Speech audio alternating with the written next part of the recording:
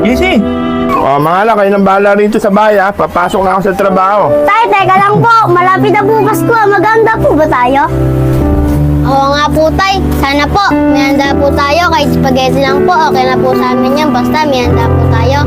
Oo naman mga anak, maganda tayo. Baka mabigyan pa ako ng bonus ng amo ko. Kaya sigurado ako, magiging maganda Pasko natin. Kaya wag na kayong mag-alala mga anak. O sige na, papasok na ako. Talaga po, Tay. Tay, ingat po kayo ha. Tara na kayo.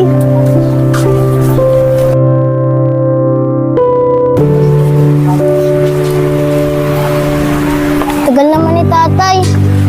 GC, tisi mo na lang. Baka parating na si Tatay. Girl, di ko na talaga kaya eh. Sakit na talaga ng tiyan ko. GC, kukuha na lang agad ng tubig para mabawas-bawasan yung sakit ng tiyan mo. Sige, Kyle. Oh. Kyle, hindi talaga kaya. Sakit pa rin talaga ng tiyan ko. Sakit talaga ni Tatay. GC, tisi mo na lang. Ano ko kaya paliliwanag sa mga anak ko? Ngayon magpapasko pa naman. Ngayon pa nagkatanggal. Isa pa ako sa natanggal. Di pa binigay yung bonus. Nangako pa naman ako sa mga anak ko na mag-aanda kami ngayong Pasko. Bahala na nga. Mga anak, nandito na ako.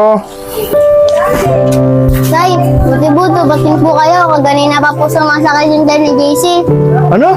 Napano si JC?